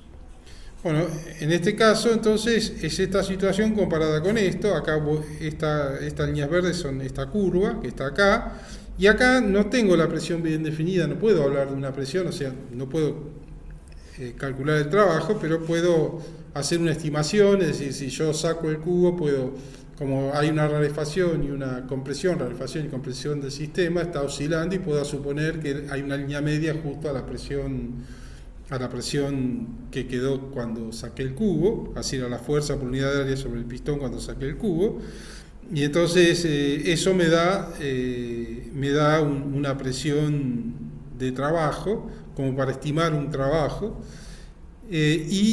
Por otro lado, si hago el experimento, lo que se nota es que el volumen es menor.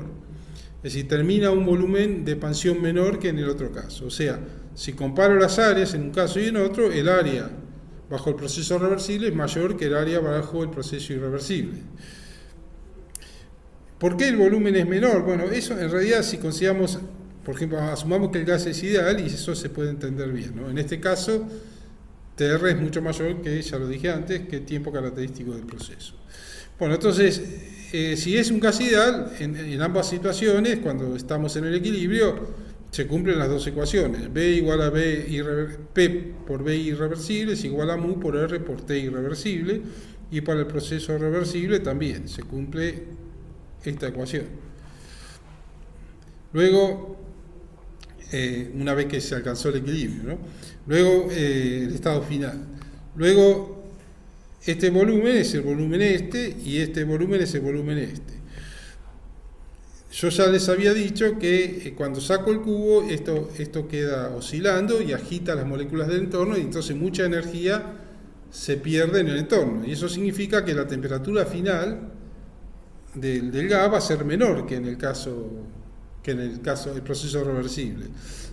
Entonces, si la temperatura final es menor, eso explica la reducción del volumen, ¿no? Acá se disipa energía, entonces, en este proceso, y T reversible es mayor que T irreversible. Y si eso es cierto, bueno, es claro por estas dos ecuaciones que a la misma presión, el volumen reversible es mayor que el irreversible. Así que, considerando todo esto, hay una gran diferencia entre ambos trabajos. El trabajo entregado al entorno es menos el trabajo, ¿no? Es decir, que es muchas veces lo que importa para transformar energía, cuánto trabajo puedo entregar al entorno. Entonces, este trabajo entregado al entorno, que es menos omega, es mucho mayor para el proceso reversible, que es el área bajo la curva, el trabajo entregado al entorno, que para el proceso irreversible, ¿no? Y eso es porque en el proceso irreversible mucha energía se desordenó. Acá se mantuvo el orden, y entonces quedó todo en forma de trabajo, y acá mucha energía se desordenó y por eso el trabajo es menor. Entonces, bueno, y acá es una pregunta que planteo que en general, ¿no? Que no tiene que ver con este tema, tiene que ver con el tema de reversibilidad, pero no con este ejemplo. ¿Es un proceso reversible una sucesión infinita de estados de equilibrio? O sea, una trayectoria, supongamos una superficie de estado de equilibrio como puede ser una superficie de presión en función de volumen y temperatura, ¿no?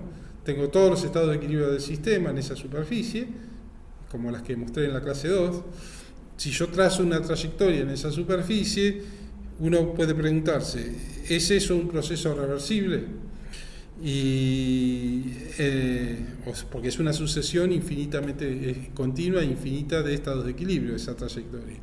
Y en realidad hay que decir que no, porque esa trayectoria no identifica un proceso, ¿no? Porque para que ocurra un proceso hay que sacar el sistema del equilibrio, aunque sea levemente. Entonces yo puedo tener una sucesión discreta de puntos, uno muy al lado del otro, en esa superficie, y esos puntos sí representan un proceso real. Entre punto y punto saqué el sistema del equilibrio para que el sistema pase de un punto a otro.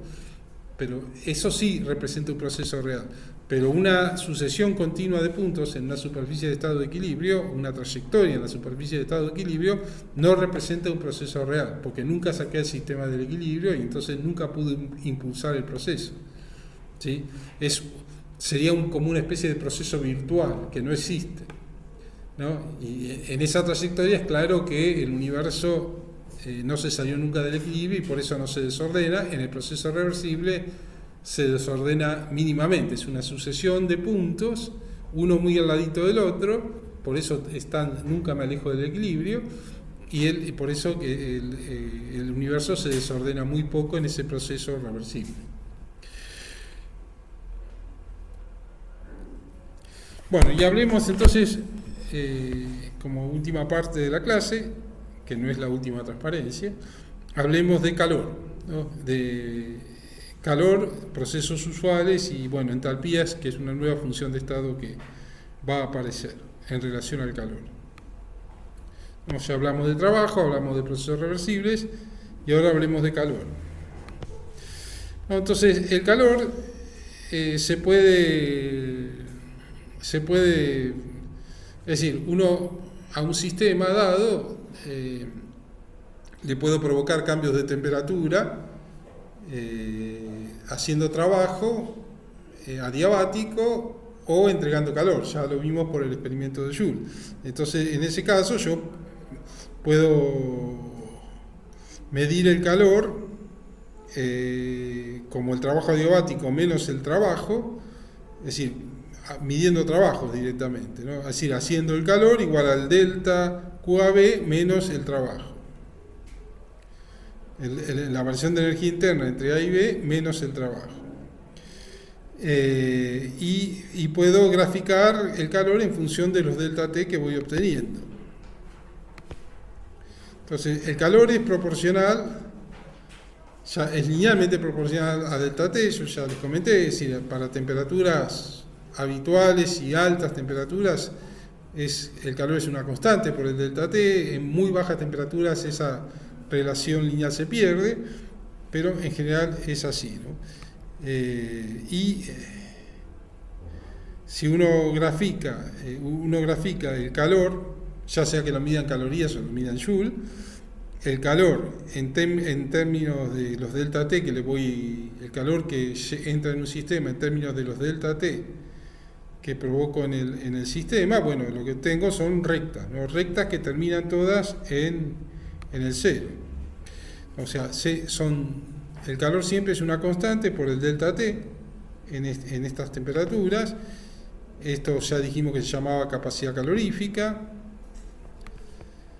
Y esto depende del proceso y de la sustancia, ¿no? Es decir, de la cantidad de sustancia. O sea, depende. Acá tengo curvas de 100 gramos de agua y acá 100 gramos de alcohol, y vemos que es distinto porque es agua y alcohol. Si cambia la masa, también. Si aumenta la masa al doble, tendré el doble de capacidad calorífica.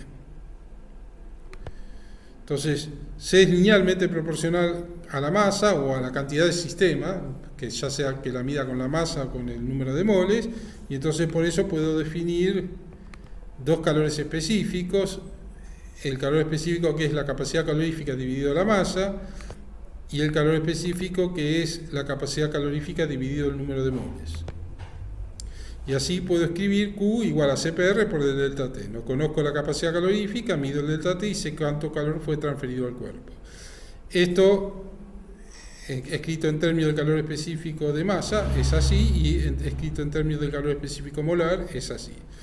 Siempre esto o esto son las capacidades caloríficas. Y bueno, y acá claramente esta curva siempre termina en cero, porque si no hay delta T, no hay transferencia de calor. El calor es impulsado por una diferencia de temperatura.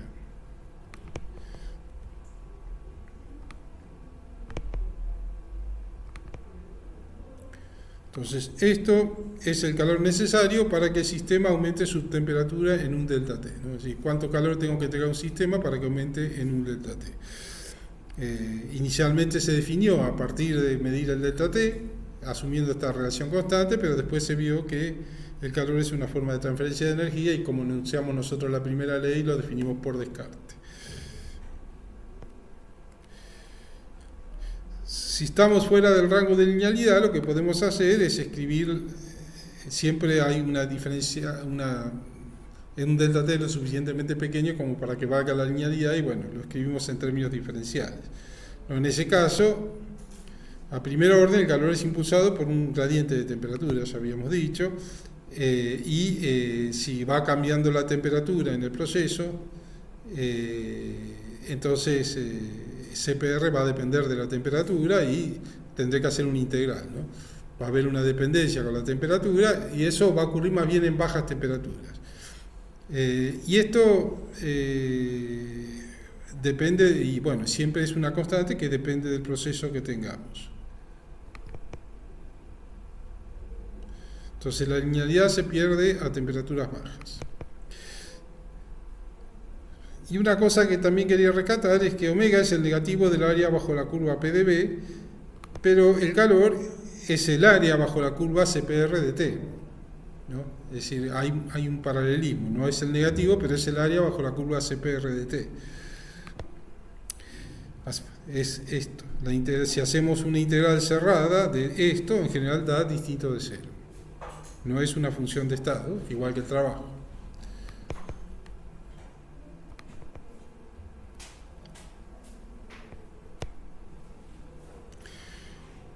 Bueno, los procesos más usuales son procesos a volumen constante y también a presión constante.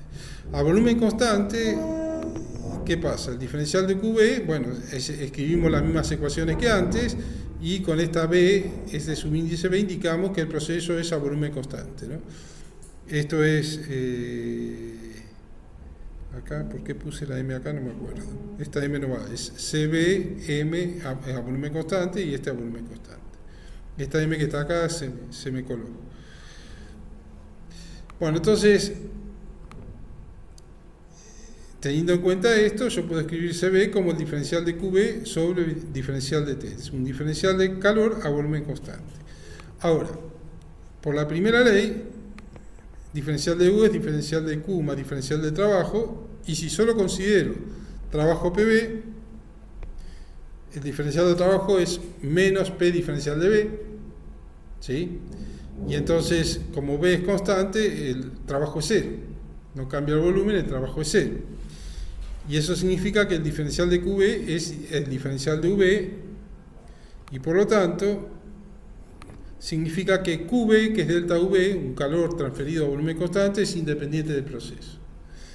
Bueno, y acá es como que tenemos otra forma de enunciar la primera ley, es decir, el hecho, experimentalmente se observa que Q a volumen constante es independiente del proceso, eso significa que existe una función de estado que a volumen constante, tal que a volumen constante el delta de esa función de estado es QB, y bueno, en este caso sabemos que es la misma energía interna, ¿no?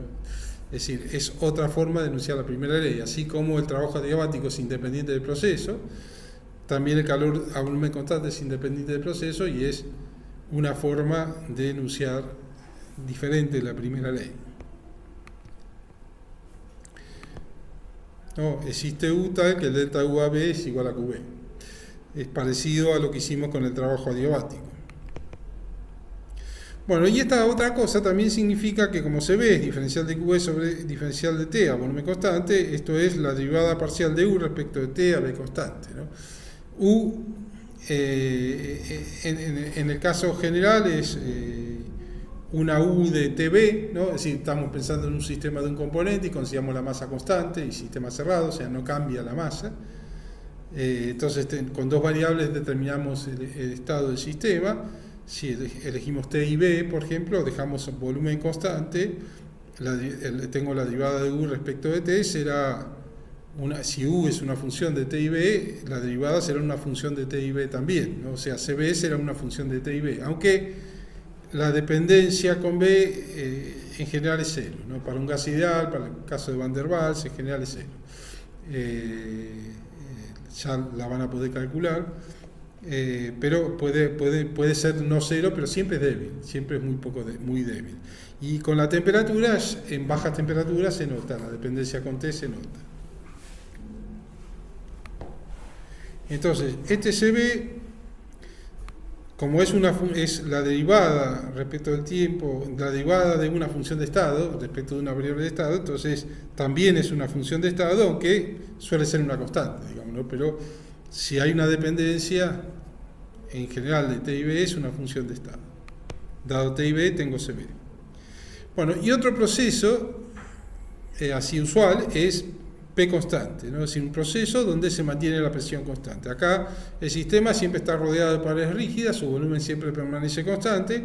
Acá lo que permanece constante es la presión, es decir, le pongo una pesita al pistón y dejo siempre la misma pesita y hago un montón de procesos y bueno, el volumen se acomodará de acuerdo a la presión y a esa presión y a la temperatura que tenga el sistema. Entonces, en este caso, es todo lo mismo que acá. ¿Por qué esta M se me coló acá? No sé. Bueno, esta M no va tampoco acá. Se ve que en algún momento quise ponerla acá y después la puse abajo y no saqué esta de acá. Bueno, entonces todo lo mismo que acá, nada más que en vez de B es P.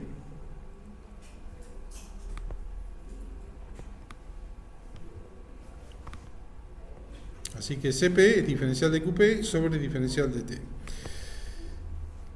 QP se encuentra empíricamente que QP es independiente del proceso. Entonces digo, bueno, otra vez tengo la misma situación. Esto significa que existe una función de estado que podemos simbolizar con la letra H y le vamos a poner nombre, eso es lo que vamos a llamar entalpía, tal que en un proceso a presión constante el delta H es igual a QP. Si usamos la primera ley, en un proceso a presión constante, diferencial de UP es igual a diferencial de QP menos P diferencial de BP. Este P indica que el proceso es a presión constante. Como la presión es constante, yo este P lo puedo meter dentro del diferencial, ¿no? Puedo escribir las cosas así. Y luego puedo pasar este diferencial restando y meterlo todo con la U incluida dentro de un mismo diferencial. O sea, puedo escribir diferencial de U más P por B a P constante, ¿no? Paso esto para acá, y tengo diferencial de U más P por B a P constante igual a diferencial de QP. Con lo cual se ve que esto que está acá es el H, es la entalpía. Y el diferencial de H a presión constante es diferencial de QP, ¿no? Es lo que es la función de estado nueva. Y que en realidad es una función de estado porque es una combinación de variables de estado. U es una variable de estado, P y B son variables de estado, entonces H es una función de estado. O sea, no es que tenemos una nueva primera ley, sino es la misma primera ley, ahora expresada en términos de H. Uno puede escribir una ecuación de balance en términos de H, ya la vamos a escribir, y que también es una forma de escribir la primera ley. Pero siempre se trata de lo mismo. Así que el diferencial de H a presión constante es el diferencial de QP, ¿no? El diferencial de H existe más allá de los procesos de P constante, igual que el diferencial de U existe más allá de los procesos adiabáticos, pero el hecho de que QP sea independiente del proceso me dice, existe esta función de estado. Entonces, la nueva función de estado, que es entalpía, es U más P por B.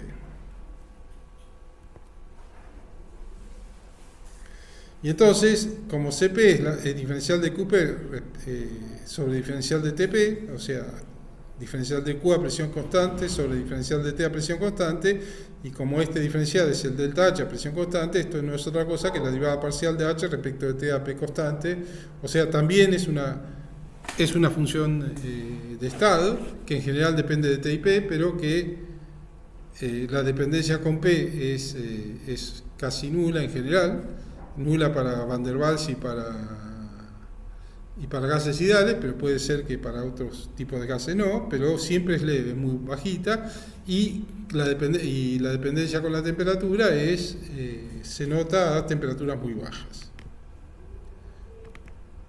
Lo mismo que se ve. Entonces esto es una función de estado.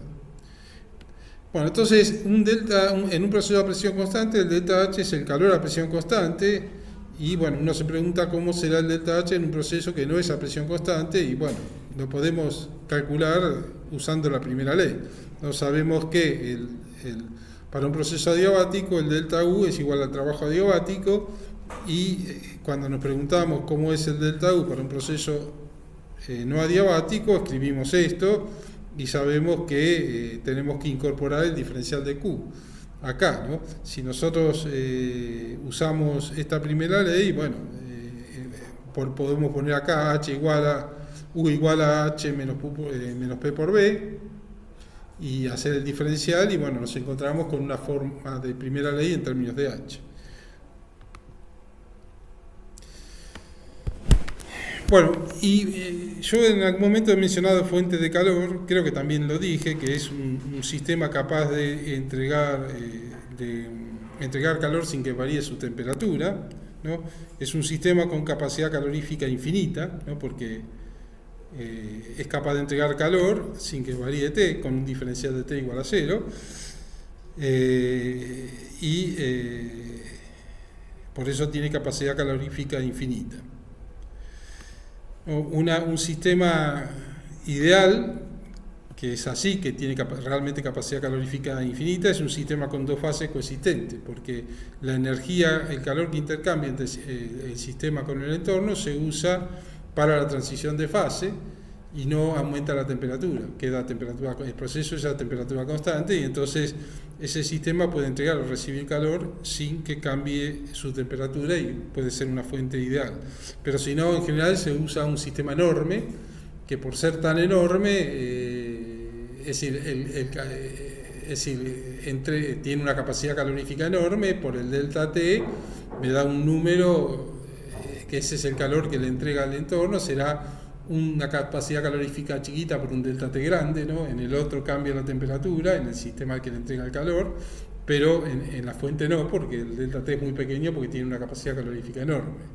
No sé si me siguen, ¿no? Porque por ahí estoy hablando muy en el aire, pero plantéenlo en las cuentas y lo van a ver.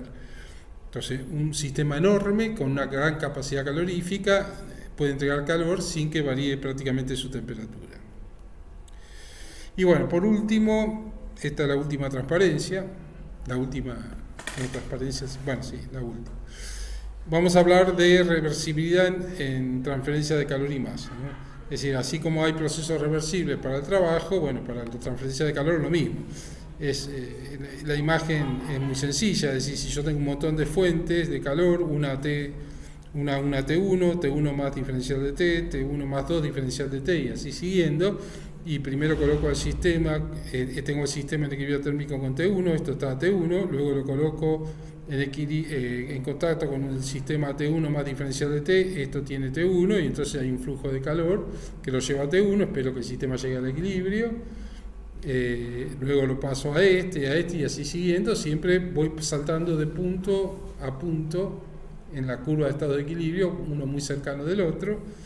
Es una sucesión discreta de puntos, uno muy cercano del otro, que me arman una trayectoria que se ve como continua a ojo de buen cubero, y bueno, eso es un proceso de transferencia de calor reversible. Y en el caso siempre en este proceso, mediante un cambio infinitesimal de las condiciones del entorno, o sea, provocando un delta T que es menos 2 diferencial de T, puede invertir la dirección en que se produce. Y en ese caso, tanto el universo como el entorno pueden volver a su condición inicial. Bueno, entonces, en un proceso irreversible, si la diferencia de temperatura es finita, no puedo hacer eso, y entonces el universo sí o sí se desordena, y entonces no puede volver a su estado original el sistema y el entorno. Bueno, entonces en este caso se puede invertir el proceso mediante un cambio infinitesimal de condiciones de entorno, y por eso es un proceso reversible. Y acá tengo un ejemplo de